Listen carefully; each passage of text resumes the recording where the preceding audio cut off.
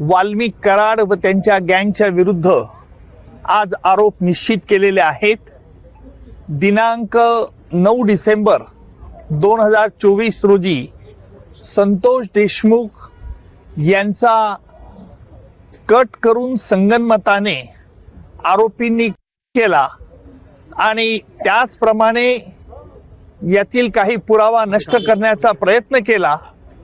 याला कारण म्हणजे वाल्मिक कराड याला जी खंडणी जो मागत होता ती खंडणी अबाडा कंपनीकडनं मिळण्यास अडथळा संतोष देशमुख यांनी केला, याकरिता त्यांचा खून करण्यात आला अशा रीतीचा सरकारतर्फे आम्ही आरोप प्रस्तावित केला।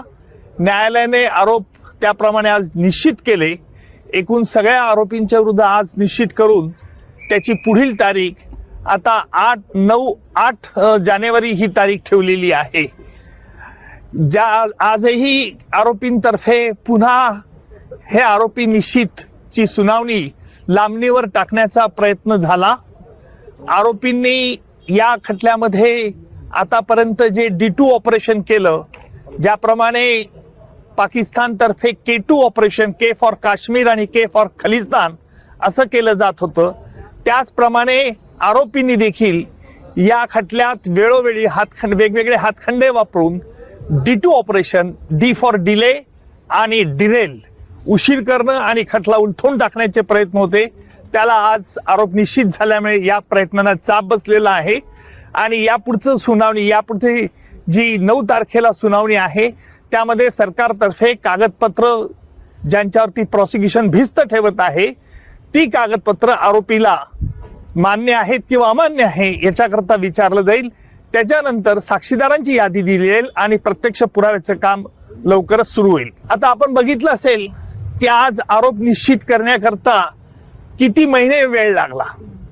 न्यायालयाला वेळ द्यावा लागतो कारण वेगवेगळ्या कायदेशीर बाबी हरकती घेऊन हा खटल्याबद्दल आरोपी लांबवण्याचा प्रयत्न करतात हे स्पष्ट होत होतं, परंतु कायद्यामुळे त्यांना संधी द्यावी लागते आणि म्हणून फास्ट ट्रॅक कोर्ट असो का स्लो ट्रॅक कोर्ट असो, परंतु खटला लवकरात लवकर चालवण्याचा प्रयत्न सरकारतर्फे होईल। त्यालाच आम्ही आज आक्षेप घेतला की आरोपींतर्फे जे वेळोवेळी वकील बदलण्याचा त्यांना अधिकार आहे, नाही असं नाहीये, परंतु वेगवेगळ्या तीच कारणं ही पुन्हा न्यायालयापुढे मांडण्यात येत होती। म्हणून आम्ही न्यायालयाला विनंती केली की न्यायालयाने यापूर्वी देखील या त्यांच्या म्हणण्यावरती आपलं म्हणणं आहे।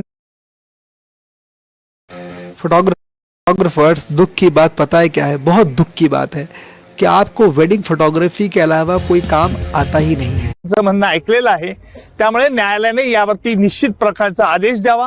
त्याप्रमाणे निश्चितपणे आज न्यायालयाने प्रत्येक आरोपीला विचारलं, तुमच्या विरुद्ध हे आरोप ठेवण्यात आलेले आहेत, सगळे आरोप तुरुंगातच होते, आरोपींनी आरोप मान्य नाही असं सांगितलंय आणि न्यायालयाने त्याकरता ते रेकॉर्ड जेलमध्ये पाठवण्यात येईल आणि जेलमधून त्यांची स्वाक्षरी झाल्यानंतर पुन्हा खटल्याच्या कामाकरता सुरुवात होईल। ते मिळण्याच्या अनुषंगाने प्रयत्न करत होते। उच्च न्यायालयाने, माझ्या माहितीनुसार उच्च न्यायालयाने आरोपी निश्चितीसाठी कुठेही स्थगिती दिलेली नाही।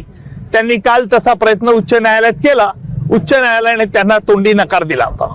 त्यांची प्रॅक्टिस होती, त्या संदर्भात काय केलं? आमच्या सगळ्याच्या हिशोबानं तेच होतं, आज उद्या ढकलण्यात येत होतं, परंतु ह्याच्यातून एक गोष्ट जे आपलं महाराष्ट्राचं सरकार आहे, मुख्यमंत्री साहेब आहेत, ह्या सगळ्या प्रकरणावरून त्यांना एक गोष्ट जाणवली असेल की हे न्यायालयाला एवढं चॅलेंज करतात, तर जे इथलं प्रशासन आहे, मग ते पोलीस प्रशासन असेल, महसूल प्रशासन असेल किंवा विविध हे जे प्रशासन आहेत, ते हे प्रशासन हे सगळे खंडणीखोर लोक कशा पद्धतीनं म्हणजे इथं त्यांची वागणूक किंवा जे ट्रीट करत होते सगळ्या गोष्टी त्या कशा प्रकारे असतील याची त्यांना मुख्यमंत्री साहेबांना कल्पना आलेली असेल। मात्र कुठेतरी आता न्याय झाला का आणि दिलासा मिळतो?